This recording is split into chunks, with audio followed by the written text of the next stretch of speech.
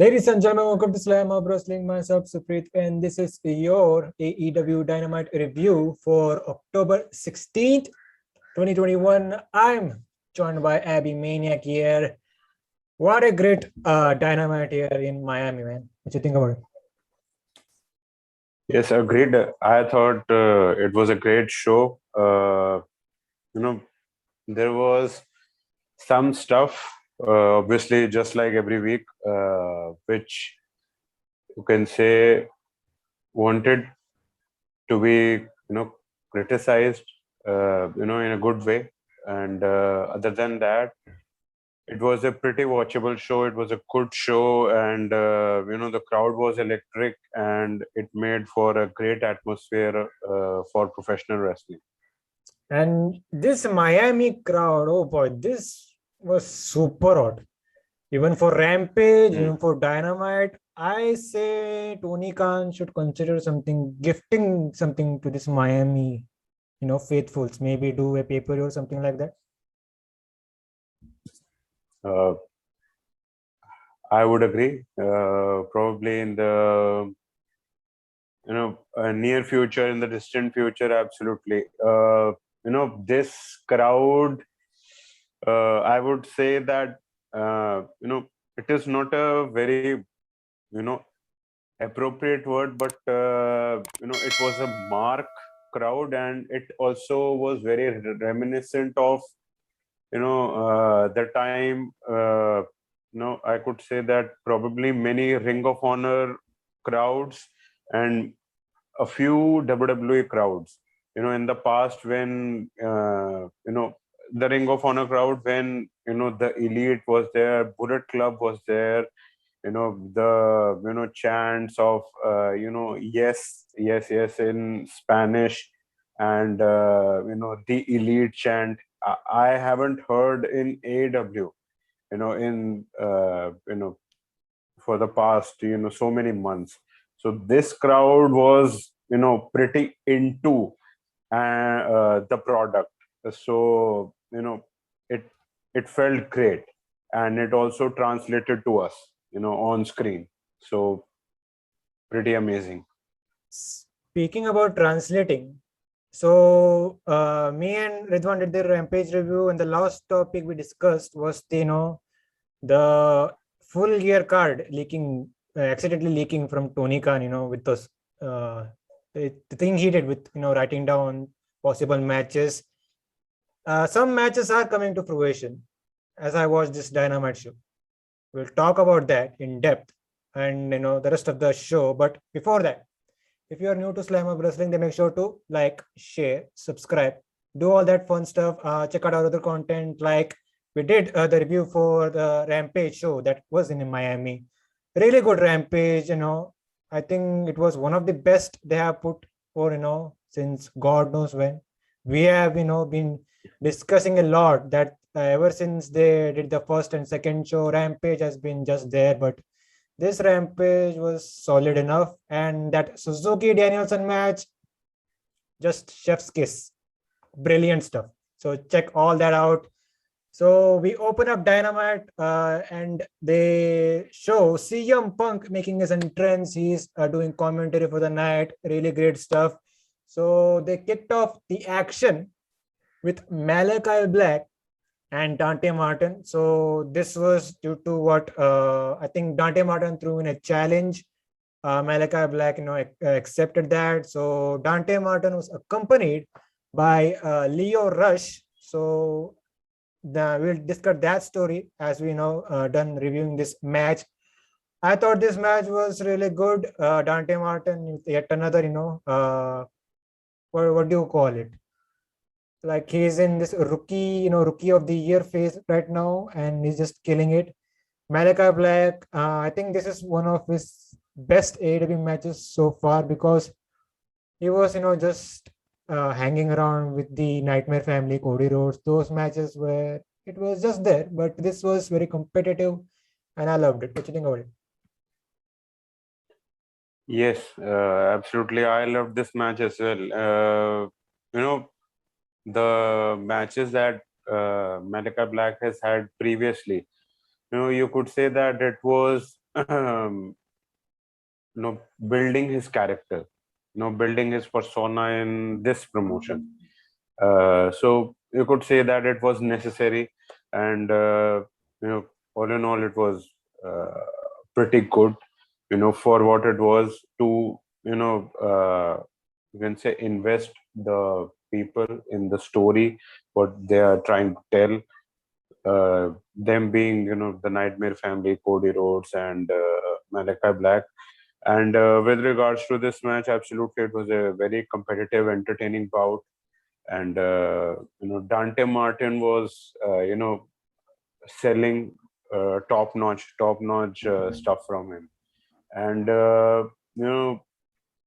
at one point, I guess in my opinion, I thought that at the ending moments of the bout, what happened was, we saw out of the blue that Malachi Black was selling his ribs. Punk gave another explanation. What I saw was that, probably Malachi saw that Dante was selling so, profusely and so good that I should do it as well, so as to, give the story and, sell the story. So what happened was, when the, top rope, Hurricane Rana happened. So Hurricane Rana, it, hit the lower back. But next was the double jump moonsault Dante did, and the hand, it, made contact with the ribs. So Malachi thought that I should probably sell that. So then what happened was that he tried to sell and he sold it. And in the end moments, we saw what happened. Dante, made the mistake of going high risk. He was still injured with his knee, which Malachi was targeting throughout the match. And then, spin kick happened and, lights out. So, we could say that, Malachi, just, it popped open in his head that I should sell it as well, so as to make the match, even a more top notch.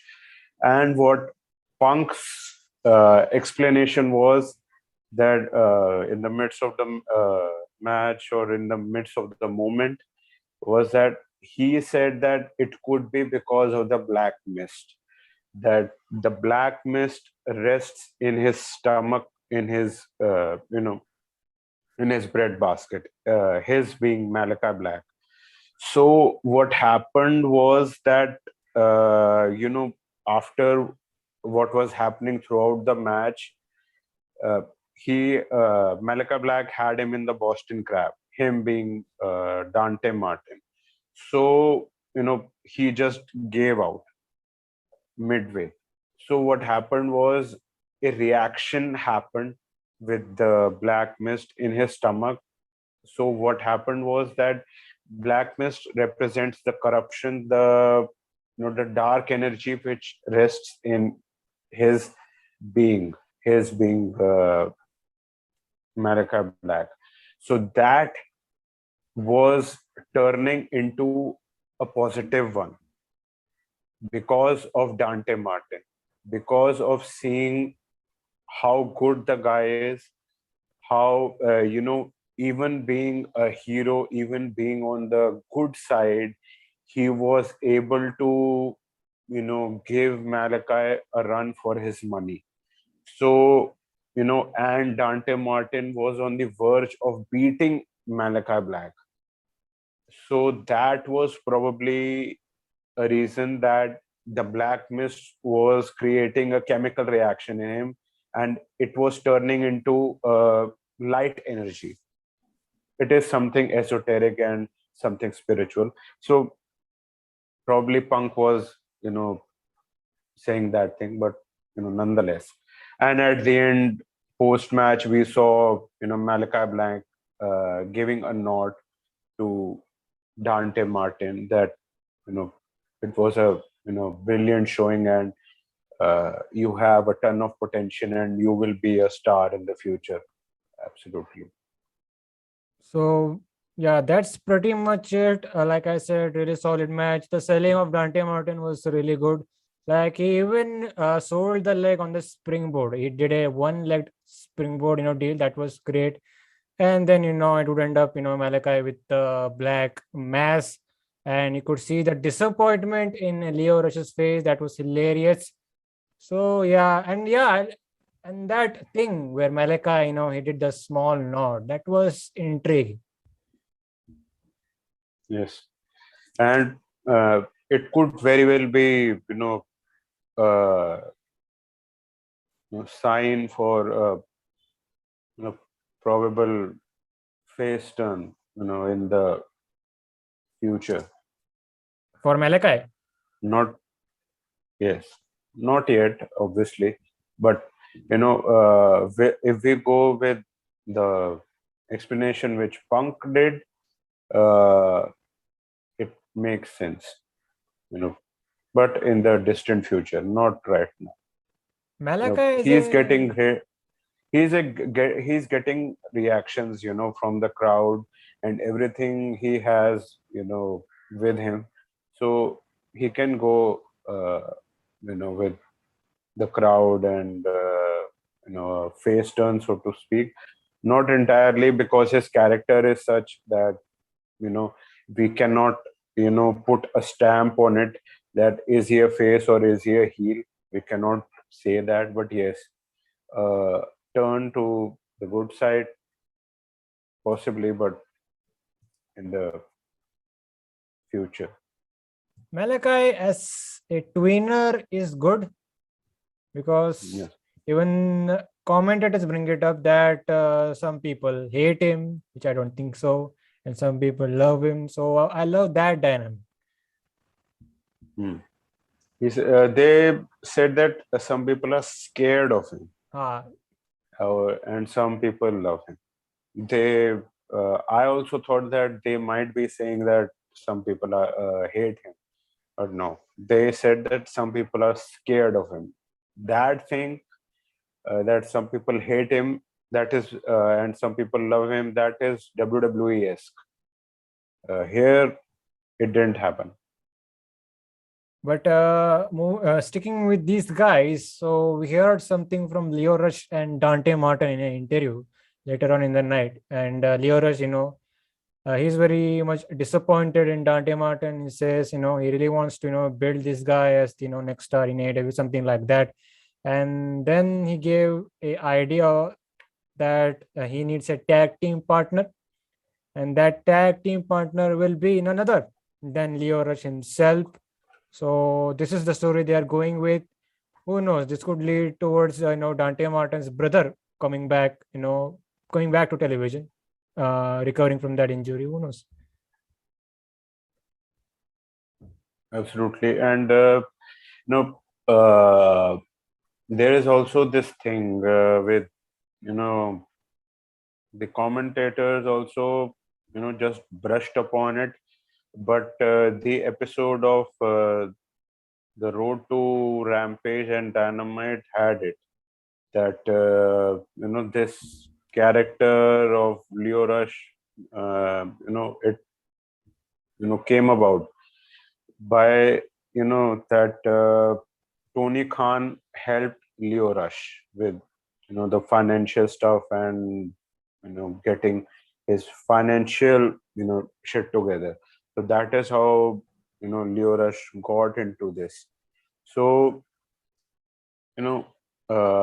we can see, or we cannot see, something to the likes of Tony Khan and Leo Rush's relationship, uh, you know, being brought about many a times in storylines that could be interesting or intriguing.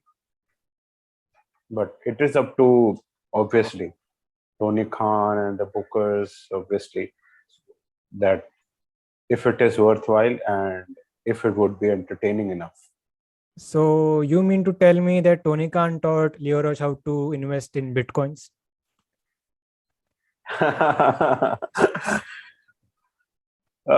He helped him in financial stuff.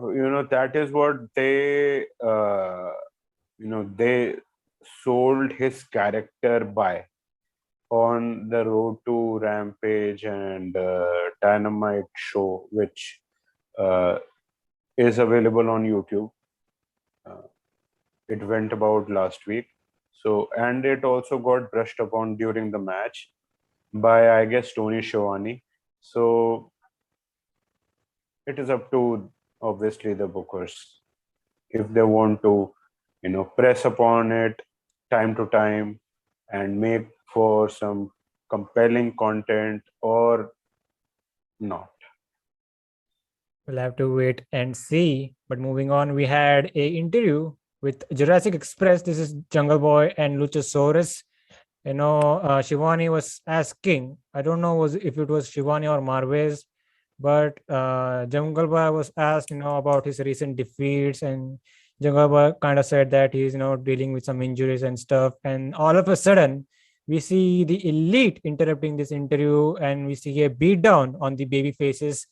So Jungle Boy is taken down in one corner. I think Adam Cole, had him in a camel clutch or something. So the rest of the Elite, they took Luchasaurus and hit a triple power bomb through a table. So they couldn't get the job done Finally. last week. So they did it this week. So long-term storytelling.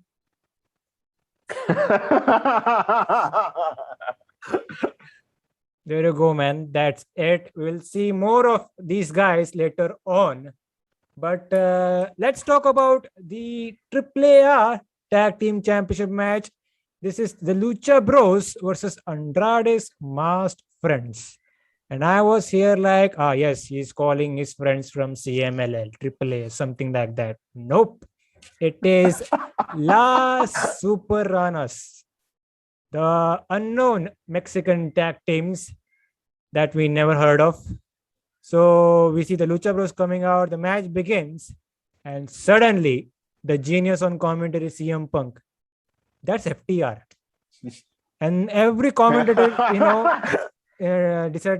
started talking about, yes, they are FTR. And it didn't took long to figure out, the big reveal in this match, because from the get-go, Lucha Bros, were willing to unmask these luchadors. They were dressed in all green costume and stuff. So finally, we see the face reveal. It is Dax Harwood. It is Cash Wheeler, FTR. So I mainly if in this situation, and you would think they're having a match, this would be a throwaway match. But I didn't expect when we came back from commercial, these guys are killing it for whatever the short amount of time they were given. They're just having a banger of a match. The crowd is going insane for Ray Phoenix. This is a running gag now. Ray Phoenix is the highlight of every match. Like, just great stuff, enjoyable content here on Dynamite. What you think about this match, this outcome? I thought that it was a entertaining bout, absolutely, and a shocking conclusion. I didn't thought that we would see a title change, but I am pretty much intrigued and happy with the outcome. So because that now we would see some stuff in the future, that yes, you have started something and now we would see it getting developed, and a story would come about out of this, something that they can they and obviously the fans can sink their teeth into. So it is good, and it was a typical ending to the match, that yes, the heel manager gets involved and the heel team gets the victory. Agreed. It couldn't have been a clean victory, as I also said in the previous review of Rampage, and I am very intrigued. I am very excited, and I am very happy for FTR that yes, they are getting something worthwhile. They are a great tag team.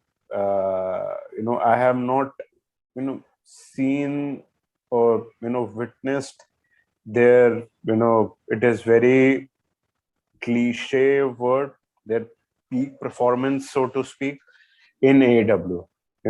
I saw their matches with the likes of DIY and American Alpha in NXT. Till now, I am a little underwhelmed, to be very honest. In ring wise, Still, yes, I am underwhelmed. To be very frank, because I am still waiting for such a performance or performances. NXT Toronto, and there were there were a lot. There were a lot of matches, and it could be the crowd, and it could be the atmosphere. They need a setting that there is a crowd, there is a match, and there is the a time. Then they can possibly deliver.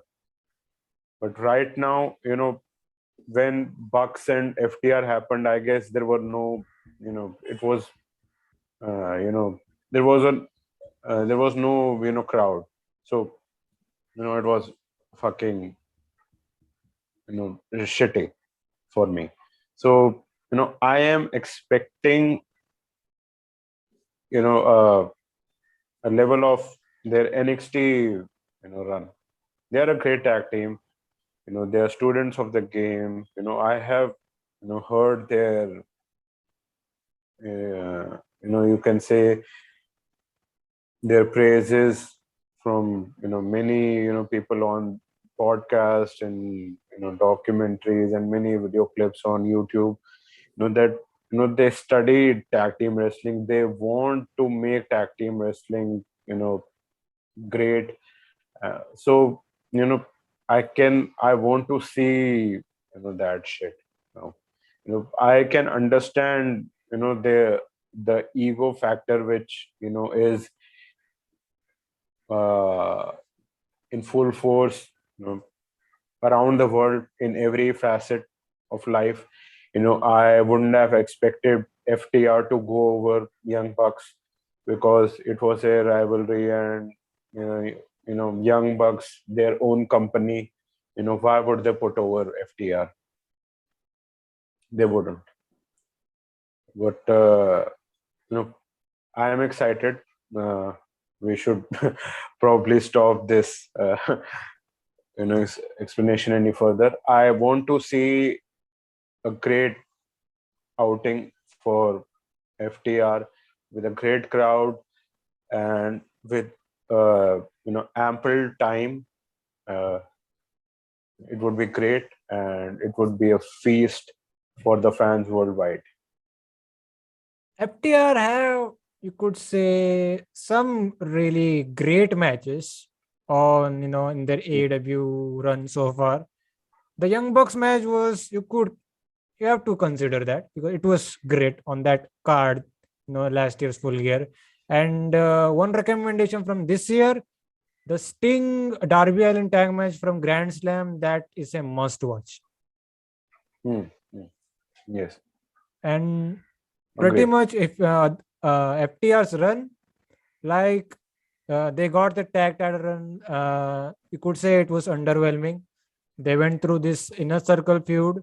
Their stock was little down because they're involved in this feud. So when that feud kind of ended and they got away, they started just focusing on Proud and Powerful. You could see the rise.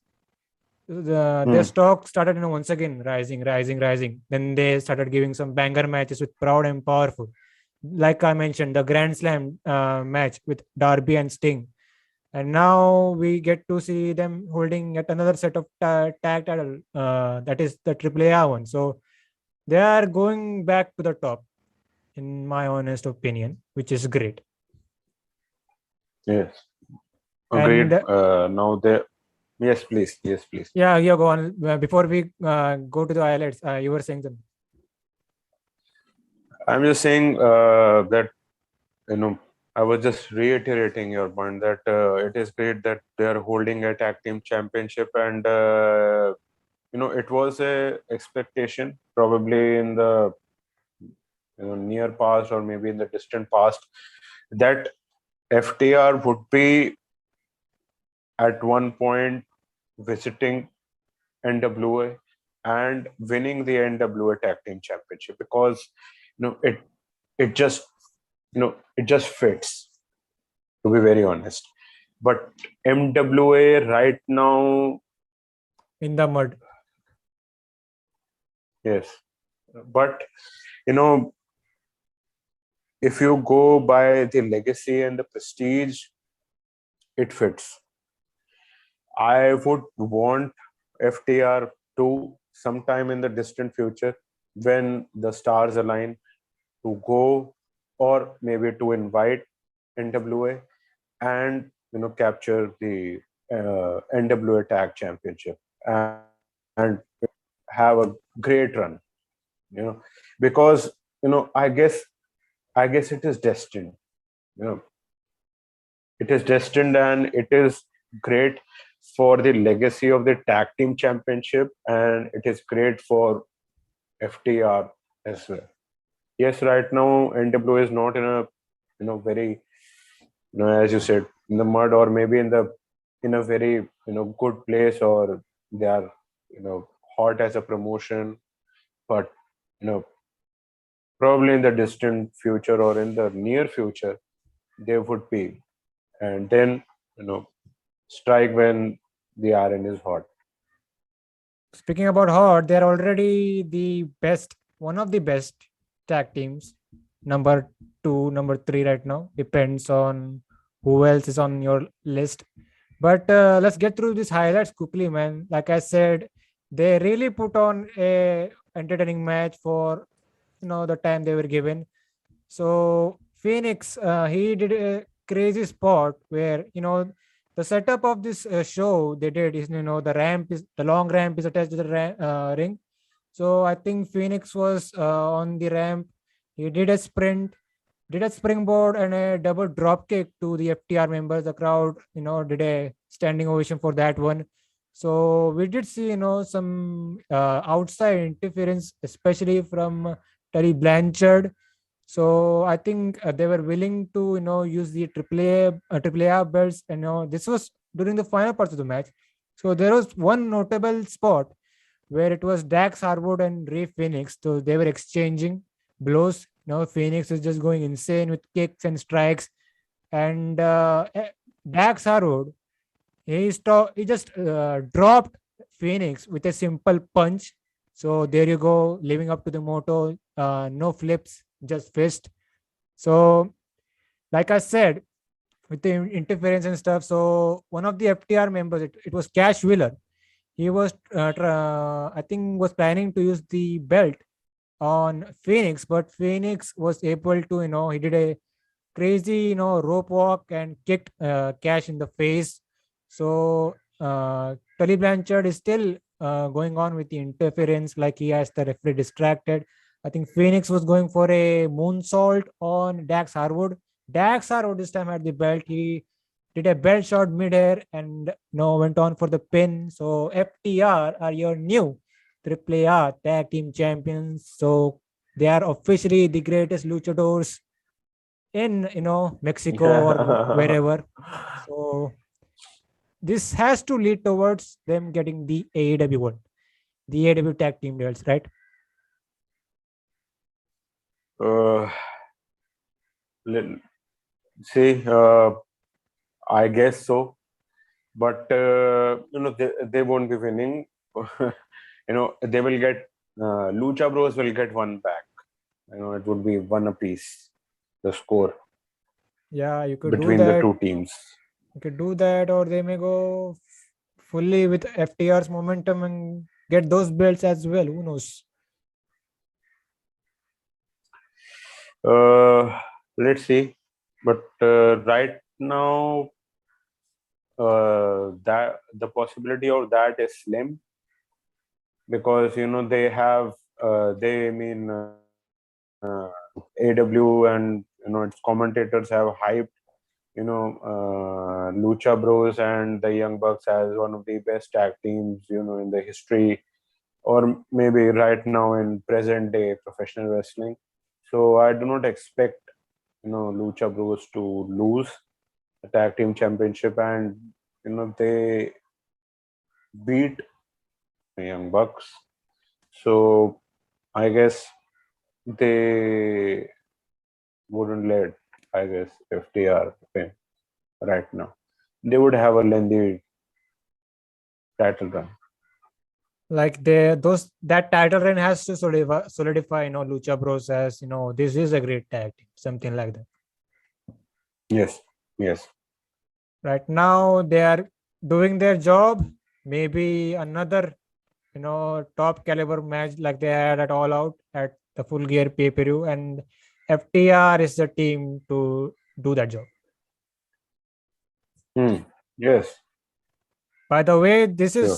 is also in Tony Khan's list that he wanted to book at Full Gear.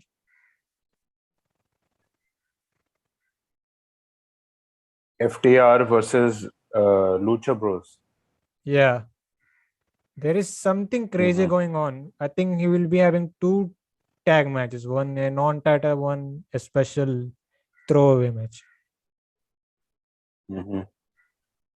Anyways, man, if they can do a crazy match like this with limited time, imagine what they can do in a 30-minute time limit, in a pay-per-view card. If they are given the time, I would expect a great match, as the one I was, asking for just minutes ago. Yeah. By the way, it looks like you really didn't like the Young Bucks FTR one. I guess it was because of the crowd.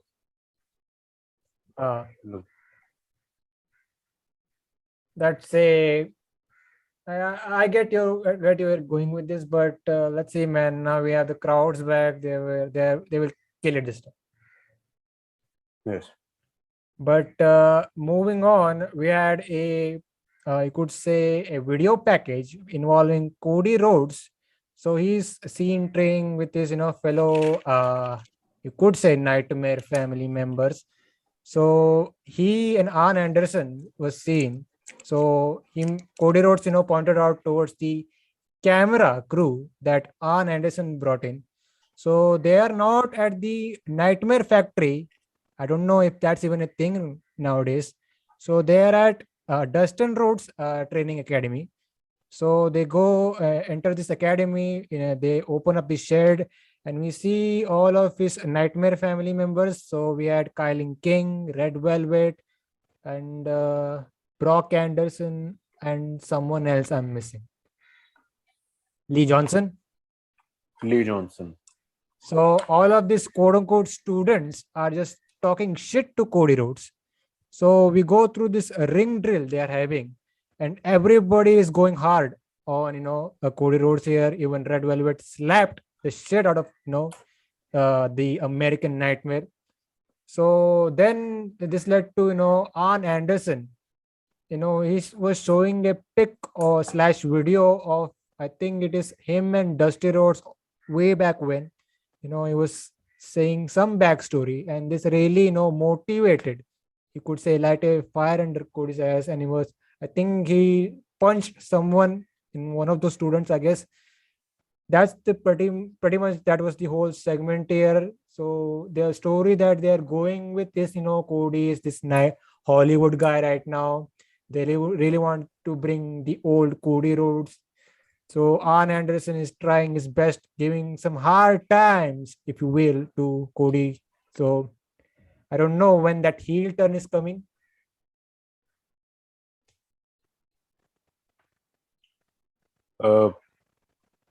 Right now, the story or the narrative they are going with,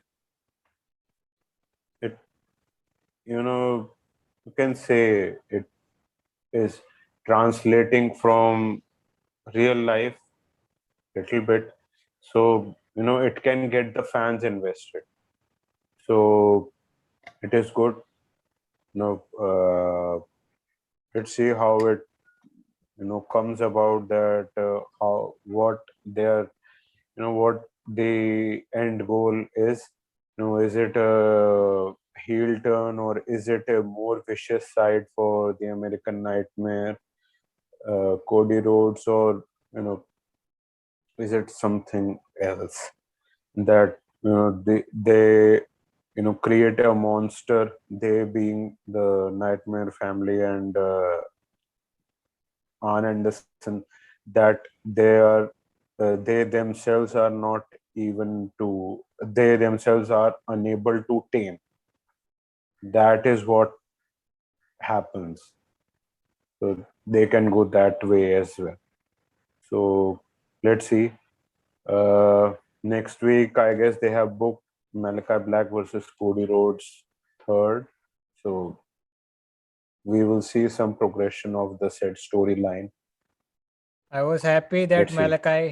Malakai was able to get through safely during the Grand Slam match, but now I'm scared again. Now what? It is all about the story, man. If the story makes sense, that is all you should be concerned about with regards to the story and the characters. Absolutely, both the characters. Right now, it doesn't feel that they would mess with any of the characters, either Malakai Black or Cody Rhodes. So they would be be very careful with regards to how they would be booking this match and what happens in this match. It would be pretty, you can say, competitive, more competitive, I guess, from their previous outing. But right now, we would expect Malakai Black to win. As we saw this week, that Dante Martin and Malakai Black had a pretty competitive bout. If we compare it to the previous matches of Malakai Black, it was pretty one-way street. So this was you can say a little surprising, but it is good that he is getting into his groove and he's putting over Dante Martin. But it would happen, obviously, just like Miro did, having competitive bouts, getting the other guy over and still maintaining his character. So that is what is about to happen, in my opinion. You have to, I guess, it is more about Cody Rhodes at this point, in this match. Cody's story, that how he is going, where he is going, that is more intriguing rather than Malakai Black at this point, because Malakai Black, now it is just another match for him. But what is more intriguing is what is happening next with Cody Rhodes. So that is where the focus of the people would be. Bro, this is a very complicated situation now that we are giving a third match away. So if it was to me, yet another victory for Malakai Black. But if he takes the L, make it make it something meaningful.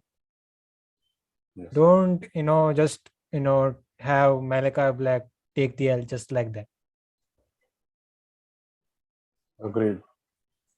We'll have to wait and see. But we had the Inner Circle. They said they are reunited again.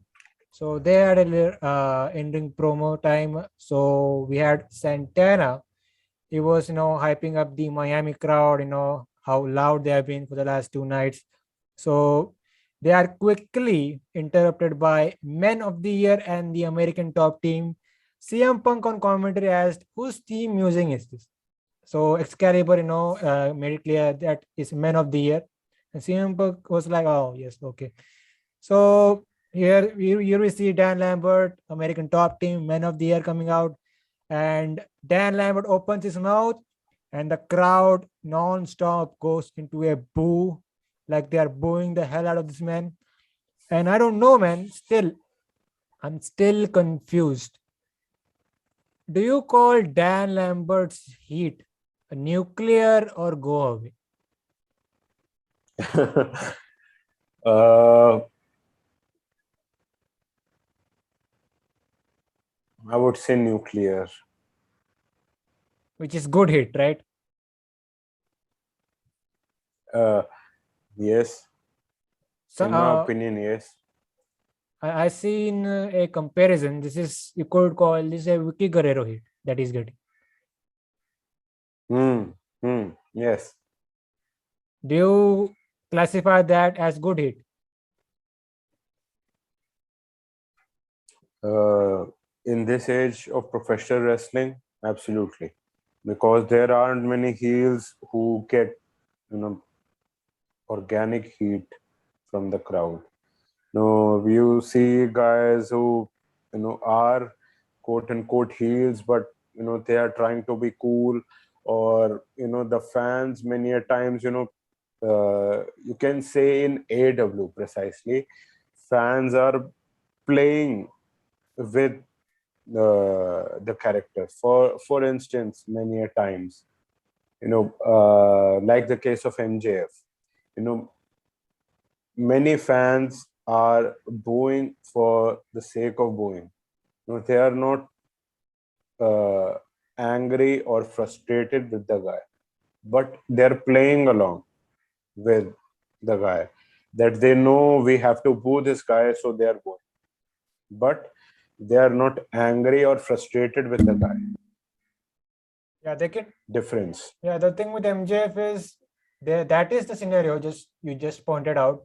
But the thing with him is that he could turn up the volume once, and the crowd would really lose their mind. Yes. So in this case, with Dan Lambert and for instance, Vicky Guerrero, they both are getting organic hit, and at one point, I guess it was probably even JBL. He also got the nuclear heat, or you can say organic heat. Yeah, from the crowd. He still gets it. Yes. So it is good.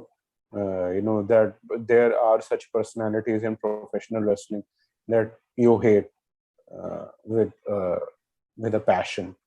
So you want those guys to get punched, or you want those guys to get beaten, or you want those guys to lose. So it is good, so that immediately favors the other team or the other guy who is on the opposite side, and it also rubs them, that it puts them over as well. So it is good having Dan Lambert in your team. The team being AEW, having Dan Lambert is a great thing in my opinion. But we were speaking about this segment. So Dan Lambert and Jericho are going on a verbal battle, and this led to Jericho responding. He called Dan Lambert a fat-faced dipshit. The crowd started to play around that one, and Dan Lambert, you could see, is really pissed off on this comment. And then Jericho decided to focus on Paige Van Zandt. He says that Paige Van Zandt has been for weeks now is focusing a lot on Jericho. So Jericho he asked Paige Van Zandt, are you maybe willing to one day slide into the DMs of Le Champion? And he also said that he has seen her on Instagram using all these generic filters, and one of them being bitch. So crowd popped with that comment. So that is your typical Jericho thing, where like if you see in wrestling during the Attitude Era, like Yes. him just shitting on Stephanie McMahon was Stephanie. yeah, that was a daily routine during those days. So nothing big. It's a typical Jericho thing. So what happened was this led to Jericho. He kind of did a open challenge, you could say. So he wants a 5-on-5, the inner circle, and the American top team members, whoever it would be, including Men of the Year. So he wants a 5-on-5 match. So Dan Lambert kind of accepted it. So that's the whole story with this segment. And we also had small mentions, like this whole feud is regarding that. We have many feuds within this whole faction versus faction deal. Like they pointed with towards Men of the Year and Proud and Powerful. They are teasing something with Sammy Guevara. He could be defending his championship, the TNT title, against one of these members. So these are all the points they brought up. So I liked one thing in this segment, before I get your thoughts, is that Dan Lambert was questioning that how many members of Inner Circle we have. Like he didn't even know that Proud and Powerful were still part of the group or not. So that was a great, dig. So overall, it was a decent enough segment. And what you think, thoughts on the story so far? I also thought that this was a decent segment. The thing that I guess deserves criticism, or in my opinion deserves criticism, was that the previous night on Rampage, in my opinion, LAX or Proud and Powerful coming to the aid of the Inner Circle was unnecessary at the end of the show. In my opinion, it was unnecessary. Would much rather have had American Top Team close the show, standing tall and building more heat for the eventual bout, money bout or bouts they are about to have between one another. And but instead, the Inner Circle's fragile ego has to come into play every time, just like they had in their feud with the Pinnacle. We all saw that. It right now seems that it's nothing new. They could have booked LAX's involvement or Proud and Powerful's involvement in this feud on Dynamite instead, in my opinion. That could have been a much better thing. That is just my take. Rather than doing, they could have done this verbal exchange as well, but LAX being involved in this feud, they could have had that on Dynamite. Why had it on Rampage? I don't know. And LAX entered the ring on Rampage at the end with the face paints. Doesn't make fucking sense. When we saw Proud and Powerful Santana and Ortiz with face paints in the past, we have seen it a few times. I guess we also saw it on Impact. I am not remembering it right now, but it was pretty much special. On special occasions we saw that. We saw it when their street fight happened with Best Friends. We saw it was a special shit when they are in in a mood. They are in a mood to fight. They are in a mood to fuck everything and stuff like that. But coming to the aid of your friends at the end of the show Why are you making a special thing? You are watering down that. Why? Why are you doing it? Just for the sake of it. I don't know. And it didn't even get Maybe, the pop. yeah, I think Yes, please. there could be something like they were having a match on Elevation, or this is a Hispanic crowd. If you are seeing top to bottom the shows for AEW in Miami, I think this was a Hispanic crowd and they did it for that reason. Who knows?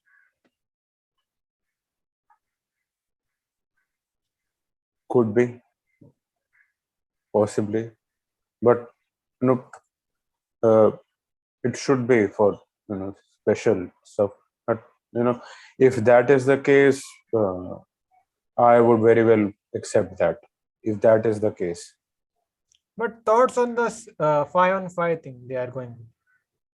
uh, it is just there. It would prolong this feud. They are prolonging it for a big match. Jorge Masvidal and Chris Jericho is probably one of the shit that they are trying to sell to us. And they're right now, this faction versus faction, American top team versus the inner circle. It is a crossover. So AW is tapping into the MMA fan base right now. And probably it is working, probably it is not, we do not know at this point. But giving MMA guys the heat that they could have on Rampage, it would benefit a lot, in my opinion. But if your fragile egos is the problem, that nonetheless. But 5-on-5, I you can have that match. It is just feel good and putting one team over and extending this story till the time you can milk this shit. But having too many bodies, it just it doesn't feel good. Too many bodies, they for instance, I know it is a little touchy, but at Rochester they had this Dark Order versus the other team. HFO. Yeah, yeah, yes. And it was, I guess, 10-on-10, the something 5-on-5. So it it wasn't good. I know for the purpose that it was to give homage to late Mr. Brody Lee, but you could have had another match, any other match, but it creates a fucking mess. It doesn't translate to us. Having spots and blah blah blah, and popping the crowd. You can do that shit, but having so many bodies, I don't know, man. It it doesn't look good. I don't know. Yeah, me neither. I'm not also a big fan of multi-man tag if it means something, or they Yes, over deliver absolutely. like that. If they over deliver, Yes. that's one thing. Like we saw 8-man tag on Dynamite with the lead. That was great. And other than that, multi-man tags are really not, like, they are just there to be on the card. That's it. And this is this Yes. will also be one of those cases. Yes. Just extending this, milking this feud, whatever they want to, do till the pay-per-view, or special Dynamite or special Rampage. Let's see. I guess I just wish whenever they are having this money bout or bouts, it delivers for them and they get what they are wanting out of it. that's pretty much it. Yeah, but we are expecting some feuds. You pointed out Jericho versus Mazudo. I think that's the plan. They also, teasing something with Sammy and the TNT Championship. So he could go with Sky or Ethan Page. That's a great choice. Some good matches over there. Or you could have Sky and Page go in a mini feud with Proud and Powerful. So those are some great scenarios, which is acceptable. Yes, and one more thing, in this feud, probably I have said it in one of the reviews in the past. Are Men of the Year even getting over? No. I guess so. What is the fucking point? But you know who's the star in that group or tag team? Hands down. Page. Yeah, hands down Ethan Page. Yes. Scorpio And, Sky, he's just there for the ride. Yes. But no, American Top Team, whenever they are there, they get themselves over. They are a big group. Dan Lambert has the mic and everything, stuff like that.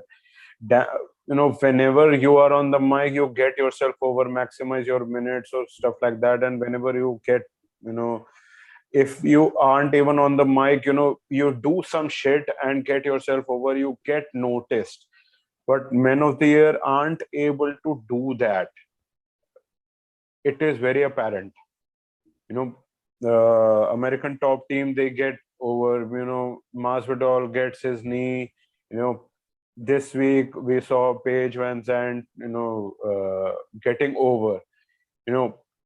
I became a fan, of her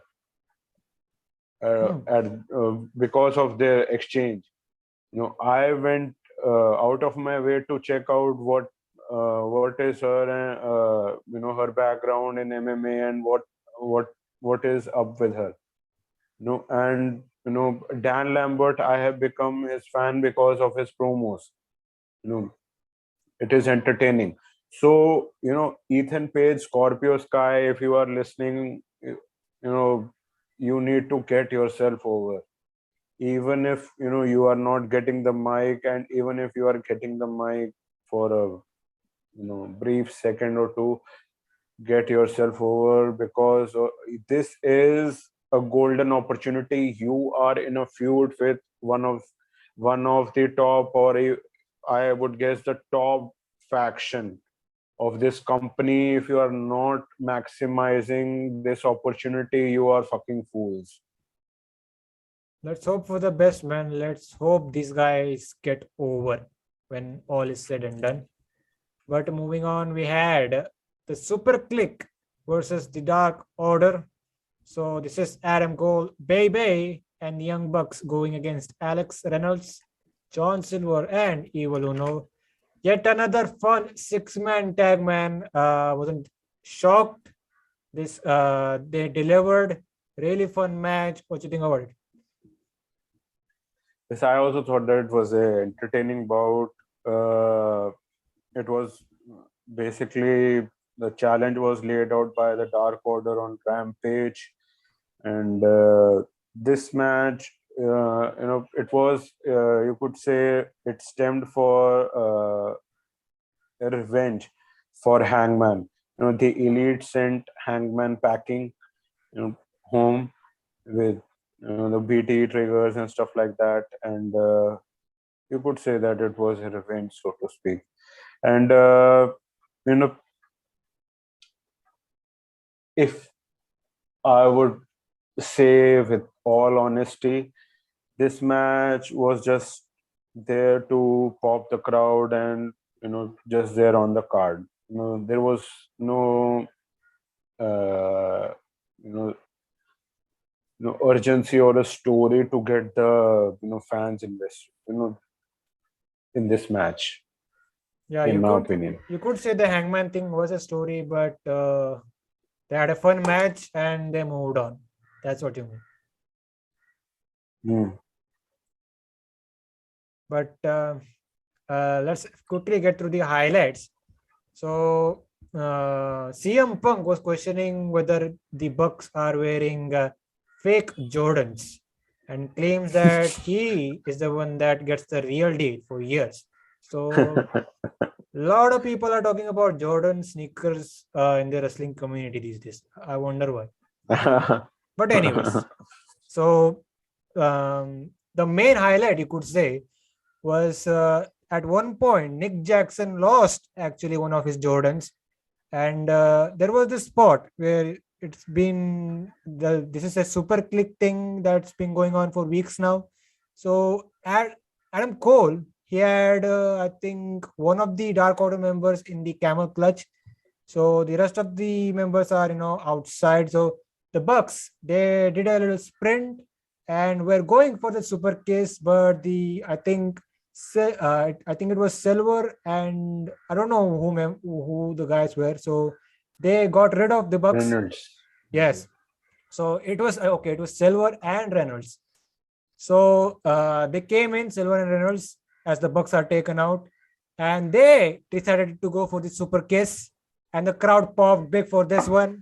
And Adam Cole realized that something is wrong there, and he saw death flash in front of his eyes. So this was hilarious. So at the end, it was I think the Bucks went for a BTE trigger on Alex Reynolds, I guess, and then the boom from Adam Cole. They got the victory. Really good, trios match. We often talk a lot about those trios tag belts coming in. If it comes, it's great. If it doesn't, it won't make a lot of sense. No, actually, sorry. Let me rephrase it. It won't actually matter, to be honest. Hmm. So, I saw an interview on YouTube featuring CM CM Punk on a podcast. It was in my mom's basement. It was something. That's the name. So yes. So he wasn't a big fan of the trios title, and even the TBS championship, which is being introduced. So his take was that there isn't depth in the women's division, so as to introduce a secondary championship in the women's division. And for the trios championship, his take was that if you have the trios championship, you are just giving championship belts to all of them, so it reduces the prestige of the championships. So lesser the championships, more is the prestige. So he said that the traditional role, the traditional hierarchy is good. That you have the television championship, that is TNT. You have the world championship. You have the women's championship. You have the tag team championship. You can have the women's tag team championship, but that too is a little stretch. Right Yes, now, please. nope. I would agree. No, because you have the championship, but right now, if you are unable to book, intriguing content, and the time constraints also are creating havoc for you, so you should stick to the shit that you have. You shouldn't add other stuff, thinking that to pop the crowd, or uh, you can say making them happy, or fulfilling their to all their whims and fancies. But you know I don't know. Yeah, What like do you I think? said, like I said, the 6-man belts, if it is a thing, it's great. Then if it doesn't become a thing, that it wouldn't, really matter. But yeah, man, that's the whole stuff. But yeah, we also had a excuse me, we had also had a post-match thing where we see Jungle Boy coming in and going after each and every member of the elite here. And what happened was he got a steel chair. The elite escaped, and this left with Brandon Cutler trying to protect himself with a cold spray and all, but it didn't work because Jungle Boy. You were saying something. No, nothing. I was just signaling for the spray. Yeah, he tried to use the spray, but Jungle Boy used the steel chair as a as a shield or something like that. Then he locks in the snare trap with the snare. You couldn't. What's that? The spray in the eyes of Cutler. So that's pretty much it. Do you remember? Do you remember when I said that there could be another tag match on the card? I think it will be Young Bucks and Jurassic Express in some form or Yes. fashion.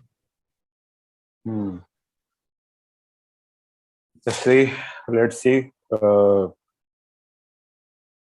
And it also had, I guess, Adam Cole versus Christian Cage. That was also on that notepad. Yes. But that would be pretty, I guess, problematic because right now, or probably Christian Cage would be dropping the championship, the Impact World Championship. Then it would be pretty easy, because I don't think so. It would be a pretty good thing for Christian Cage to be losing to Adam Cole, Bebe, I with don't know. him being the Impact World Champion. When is Bound for Glory? Bound for Glory, I guess it is in a few weeks. It is before Full Gear. Yeah, he drops the Impact Championship over there, and you see what you do with this thing. A 6-man would be better than 2 separate matches, I believe. I would agree, but Tony Khan and many other people, and probably including us, would see that Adam Cole is a star, and Tony Khan wants to invest in the guy, and they want him to be one of the top guys of their promotion. And how they introduced Adam Cole, they planted the seed straight up that Kenny Omega and Adam Cole would be happening when they introduced him, just straight up. So they want Adam Cole to be a world title contender, or you can say the top guy, main event caliber guy.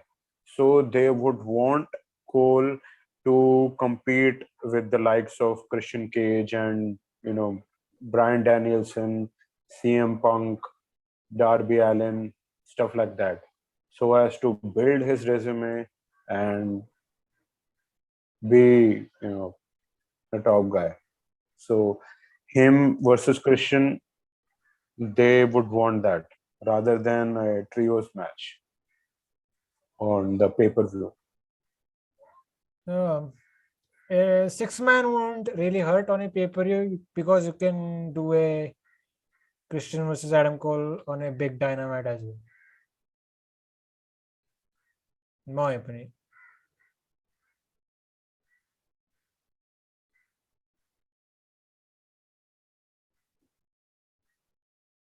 See how they place the card. We can see some matches being taken away and on Rampage or Dynamite in the post weeks. Let's see. We'll have to wait and see. But we see backstage Andrade El Idolo with last Super Ranas, aka FTR. So Shivani tried to get some words from these guys, and then we see MJF showing up, and he's going full Spanish mode.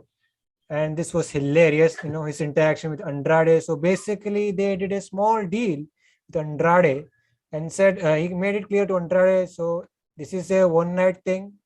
They are still part of Pinnacle, and there you go, man. So yeah, that's pretty much it. Let's see what the stories, what story or what possibly matches we could be seeing. So the FTR Lucha Bros, you could say it's a fix for the pay-per-view. We have Andrade and Park having a rematch on Rampage next week. So should be good, man. Should be good. But moving on, we had John. Yeah, you were saying something, I guess. Yes, I was just saying that in the MJF Darby Allen segment, which happened, I guess, last week, we also saw, the MJF and his crew, they were in masks. So probably that was an Easter egg for this week, or probably that is something we could see in the future, that maybe this partnership is pretty much in play for the future. This what happened in this segment, we cannot take it as something. We should take it with a grain of salt. Let's see what happens. So we were talking about John Moxley versus Wheeler Yuta. This was a random match on Dynamite, and it didn't even last, that long. So Moxley did his usual entrance. By the way, Wheeler Yuta was accompanied by Orange Cassidy. So Moxley came in, entered the ring, quickly went after Yuta, a release suplex, and a lariat, paradigm shift, and there you go. Quick squash match for John Moxley, and he just walked out like nothing.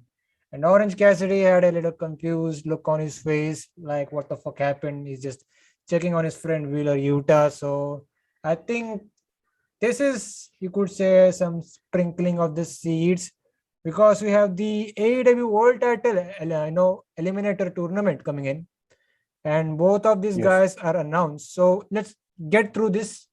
I was thinking we would do this at the end, but let's talk about the tournament itself. So it's a very predictable tournament, just like what we had last year with where we saw Kenny Omega eventually winning this. So this year it's same situation.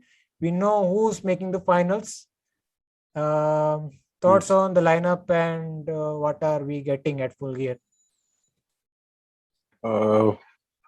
As per Tony Khan's leaked notepad, I guess the finals have Bryan Danielson versus John Moxley, and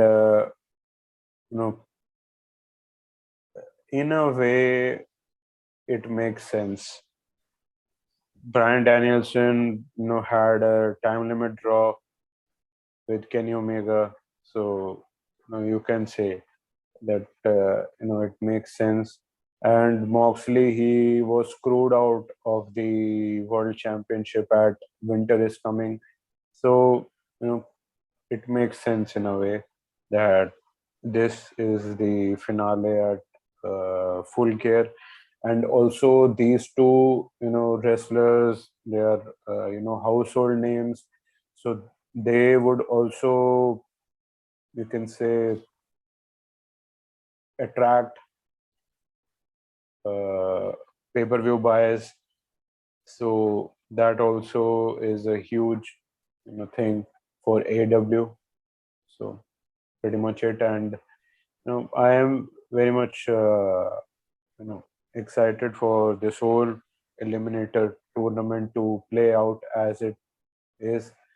And I have heard, I have read tweets and comments on Twitter, Facebook regarding the queen of the crown, whatever you want to call that tournament, and I have read that how much WWE is investing with the women's wrestlers.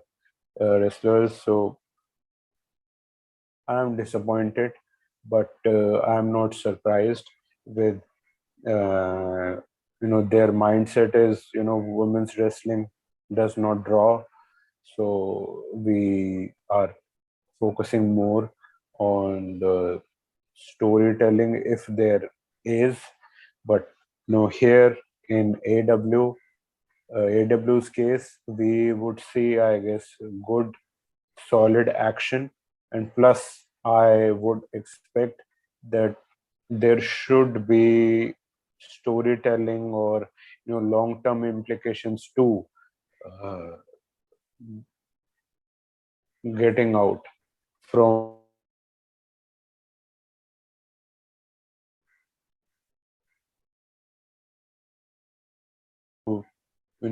keep the fans hooked in terms of all the characters.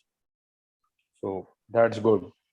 And by the way, it is simple the way they are laid out this tournament, and it is intriguing if you look it in that way. Like, I think there is a match with Lance Archer and Eddie Kingston in one of the Yes. sides. So, and also there is Orange Yes. Cassidy and Powerhouse Hobbs in one side. Who knows? Yes. So, Lance Archer, Eddie Kingston makes sense. yeah, it's kind of intriguing, this tournament, and very much looking forward to it. It starts next week, by the way, so should be good. But moving on, we have a interview involving Anna J. So she was being asked about the Dark Order's big loss in the evening, and she is quickly interrupted by Dr. Britt Baker, DMD. So she's just gloating about the lead being the most dominant faction in AEW, and her man Bay Bay getting the big W in the evening against the Dark Order members, and called the faction losers. So technically that means even Anna J is part of a loser group, something like that. And then we see a big you could say brawl between these two ladies, and you see officials coming out to separate the two. So they are using this story to set up a women's championship match for Rampage next week. So there you go. Yeah, It's simple booking, so to speak. I don't even know where Anna J stands in the rankings, but anyways, you're getting the championship match, and yeah, Britt Baker is retaining, right? Absolutely. Yeah, and I think they taped this particular Rampage on this Yes. after Dynamite, I guess. So Hmm. there was, according to spoilers, I'm gonna give it anyways because Tony Khan did spoil it. I think they will be doing Britt Baker and Ty Conti for the championship.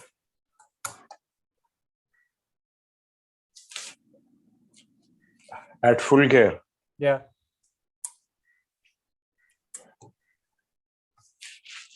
Okay. Kind of makes sense. If there's, I guess, yes. But there was,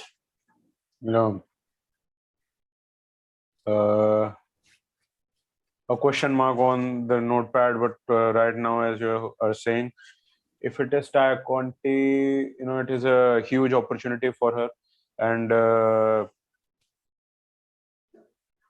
I guess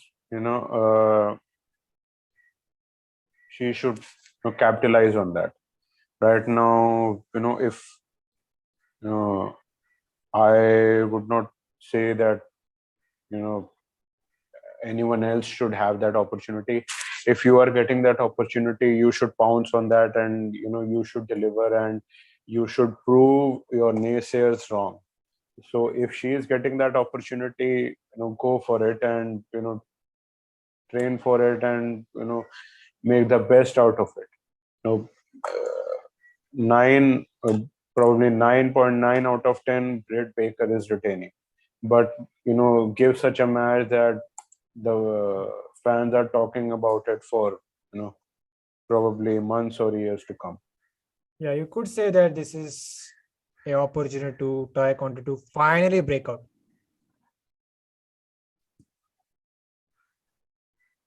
We'll have to wait and see, man. But as we move on, we were, I think, supposed to get MJF versus Darby Allen. So MJF made his entrance and he's in ready, full gear and all. And he's doing it in a very sarcastic way, because last week he attacked Darby Allen. So technically Darby Allen is out of action, it's injured, whatever you want to call it. And Shivani is going insane with this, like what I said, he's stating all that stuff. He's just hating MJF guts right now. So MJF, got on the mic. At one point, he called Justin Roberts. He's dressed as Miami Vice or something, and he decided to do the intro himself. Shits on the Miami crowd, calls them mid, which is being a MJF thing for the last couple of weeks. So MJF, decides to call out Darby Allen, in a very sarcastic manner. And then he orders Wardlow to get a referee. So Wardlow drags out referee Bryce Remsburg, and he does the, he decided to, count Darby Allen out. So Bryce Remsburg had no choice because Wardlow was about to kill him. So he does the, 10 count. And before he could even get to 10, the lights go out. We see the snowfall coming in. Sting showed up because Darby Allen was not there. So Sting had to, stand up for his guy here. So Sting made his entrance, went face to face with MJF for a minute, and MJF threw Wardlow in the line of fire. Sting with the baseball bat right into the guts of Wardlow. MJF escaped, kind of teased, getting head to face with Sting, but he bailed out. So there you go. Sting was the hero in this situation.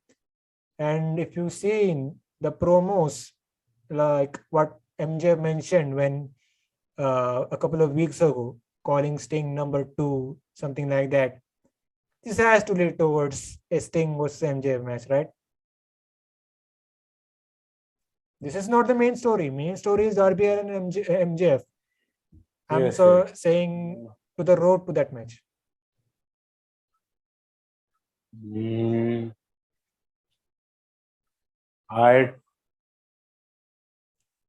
Pretty intriguing. I don't know at this point if they are going to pit both the guys in a singles bout, precisely Sting in a singles bout with MJF. But I guess right now, as I'm thinking, Sting would be able to hang with MJF with the style that MJF wrestles. It is old school, so I guess Sting would be able to wrestle him. So if they are thinking of a singles bout between MJF and Sting, I guess they can pull it off. And this also leads towards the story that is Darby Allen. Yes.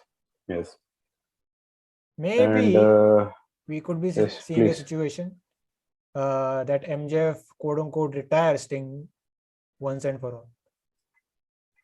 Imagine the heat. I can, but I don't think so. He will retire him, but yes, he can put him on the shelf for a few weeks, absolutely. And members of the Pinnacle or precisely Wardlow can get involved and get MJF the victory. MJF would be winning over Sting, but somewhat shenanigans would be involved, and as you were saying, probably Sting can get shelved for the near future, for the few weeks, until it also gives MJF an advantage that Darby doesn't have Sting in his corner, his mentor, his best friend, whatever you want to call it. So let's see how it plays out. So far, this program has been good, plain and simple. Agreed. It is simple, it is effective, and brilliant stuff. Speaking about brilliant stuff, this guy has been, was, you could say, and still is, great at his role. I'm talking about the former TNT champion. You could call him the former God's favorite champion as well. Miro, he had finally spoke after, his big title loss. He was kind of questioning himself. Has he disappointed his God? Hasn't done much to, praise him, something like that. And now that he has lost the belt, he doesn't even know if he can go back to home. Maybe CJ orders him to sleep in the couch or something like that. But now he wants to go on this tear again. Now he says the AEW locker room is still not safe and he's willing to kill everyone right now. So I don't know, maybe a second TNT title run, I would love that. Or if he's going somewhere else, that would be great as well, because Miro has been fantastic so far and I'm interested in what he does next. I guess TNT championship run, I guess that is not in his plans as of now. Sammy Guevara would be having a lengthy title run as of now, but it could be in his plans in the distant future. Absolutely. But right now he would be looking for opponents and crushing them, so to speak, and getting his anger and his, you can say, sadness out of him, that he thinks that he is not God's favorite champion anymore, as you just said, that God has done injustice, or maybe he is not God's favorite champion, or he has done some evil. So let's see that what maybe God will gift her CJ.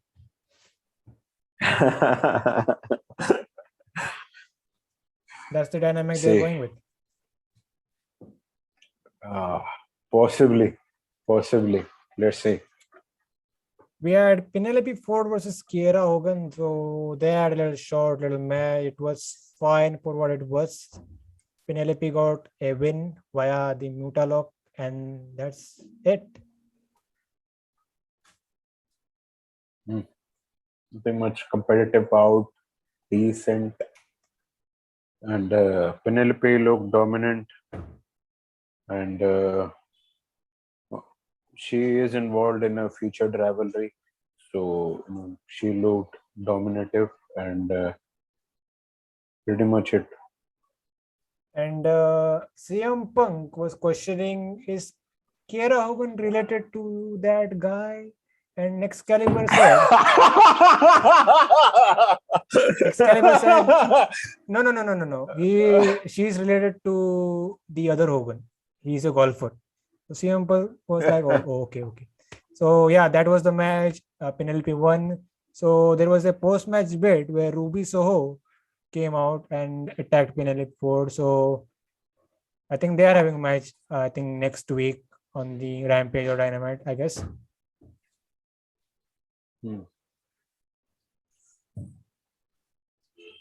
But Possibly Dynamite. Let's see. Moving on, we had a promo from Serena Deeb, who stopped Hikaru Shida from getting the 50th win last week. So she wanted to get her thoughts, this recent attitude change and all. But even before she could even say something, Hikaru Shida came in. They had a little brawl. So that's that. And CM Punk was happy to see Serena's hair come back. So long term there as well. So, by the way, in all seriousness, Serena Deeb really great in that division. She needs to do more, in my honest opinion. Agreed, 100%. The thing only is that how will they fit her in the storytelling with the time constraints and stuff like that. I would agree, if they work more on that, definitely they will be able to come up with that. And she is a great addition. She is a great part of the roster, and she should be more involved on screen. Absolutely agreed with you. So the thing is that they are doing this Shida and Serena Deep thing. This could be leading towards them facing again at the TBS tournament they do in a couple of weeks. Who knows? Possibly. I would if it was to me, I would rather have Serena Deeb be the inaugural champion.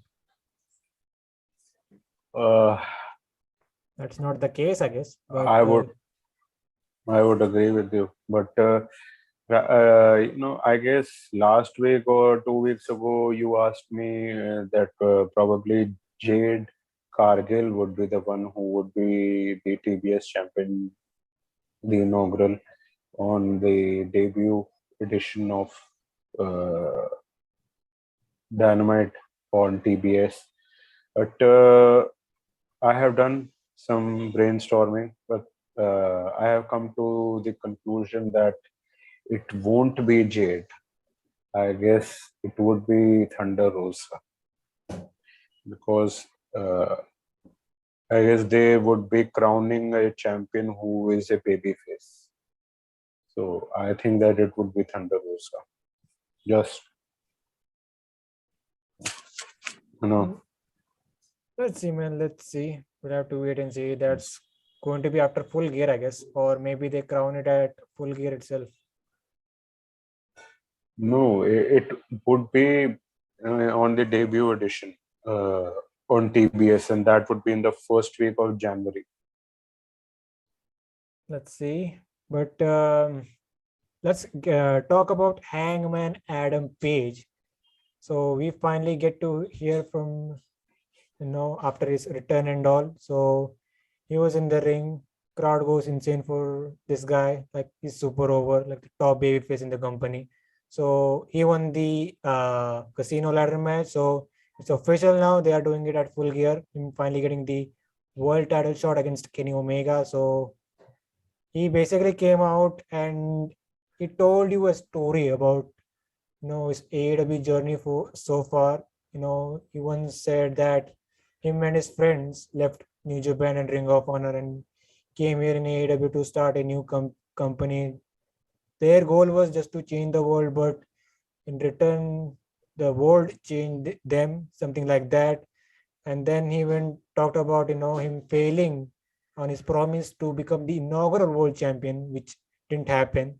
And then he went to stuff, and he what do you say? He fell out with his friends as well.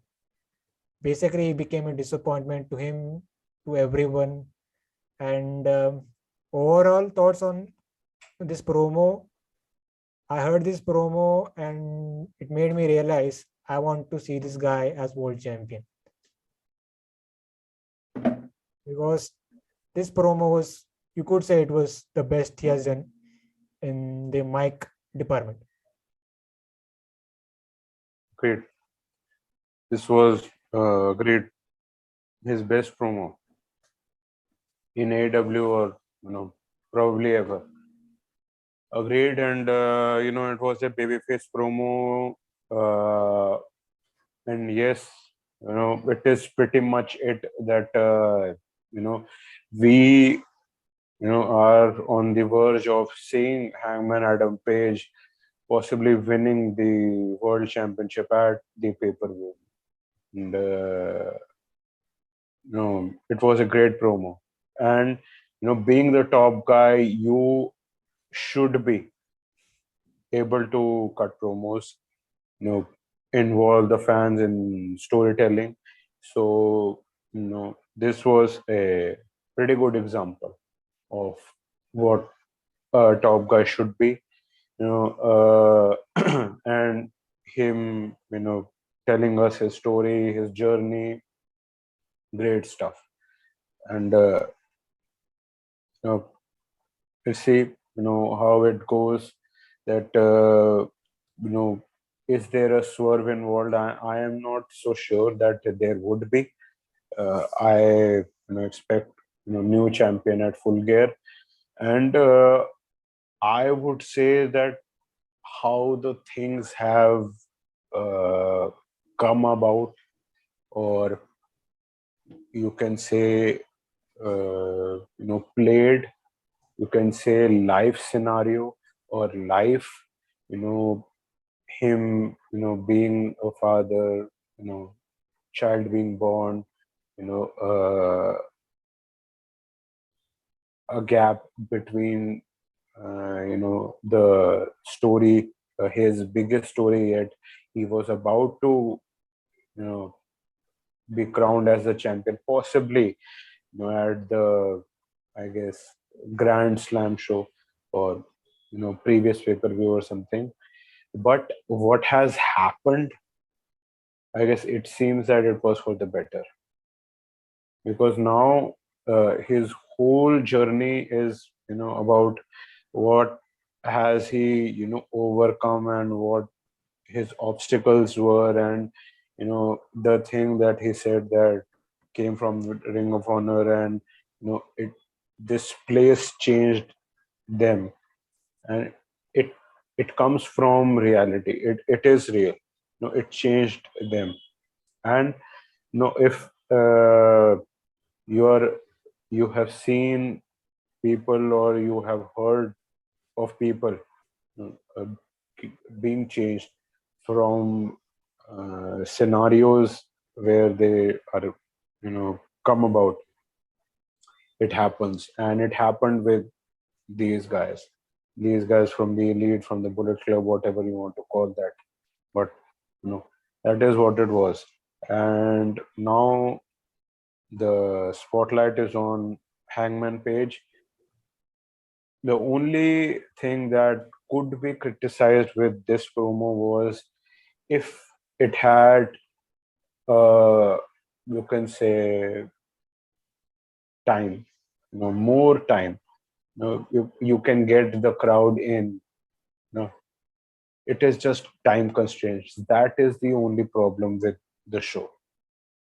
The promos need a little time to get the fans in, and fans to digest it.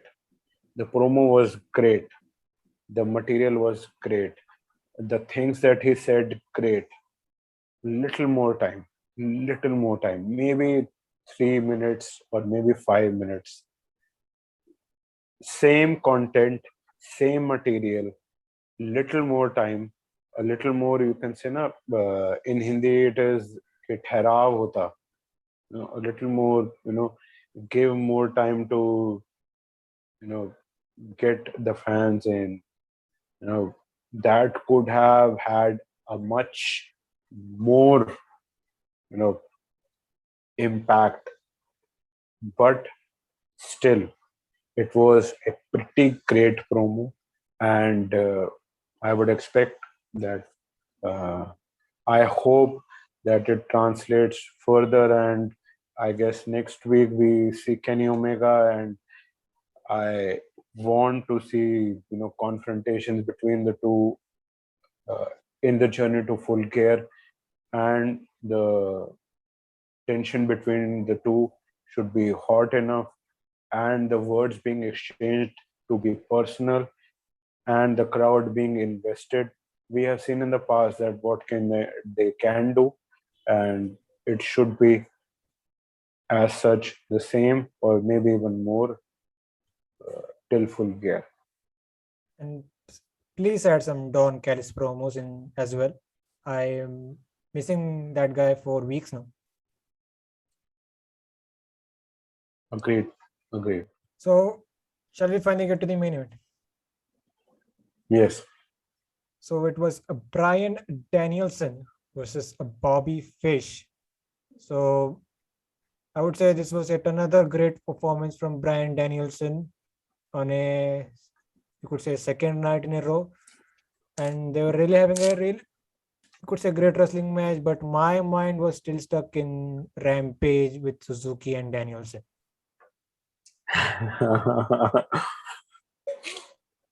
I'm not taking anything away from this one, but my mind was still there. But at the end of the day, really great wrestling match. What do you think about it?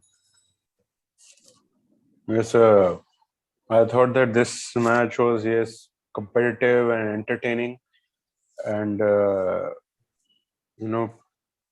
at the start, Bobby Fish was targeting the legs of Bryan relentlessly, and Fish also, got involved with the trash talking with the fans at one point. That is good, in my opinion. That getting the crowd involved in the match, and and your character as well. That is very unlike Bobby Fish. We do not see Bobby Fish very much interacting with the crowd. His character, I could say, is very reminiscent of Dean Malenko. He seems that way. But seeing him interacting this way, at one point, crowd was heavily chanting for Bryan Danielson, and they were Bobby Fish sucks or Bobby sucks. So it was very refreshing to see. Miami crowd was great, as you have just said, at the top of this review. So crowd being heavily involved in this match, great stuff. It only enhances the quality of the match. Maybe, and absolutely, I guess this match was not at par with Suzuki and Danielson. Absolutely agreed. Danielson Suzuki was fucking amazing. As far you go with the wrestling aspect, absolutely, it was a dream match. It was given to us, on YouTube for free, and there was no story involved, so you could take it a notch down. But with regards to the action, it was very reminiscent of the Japanese style matches Bryan Danielson has had in the past, I would say, pre WWE, and yes, and also Ring of Honor as well. Absolutely. And also this match also was pretty reminiscent of his matches in Ring of Honor. His being Bryan Danielson.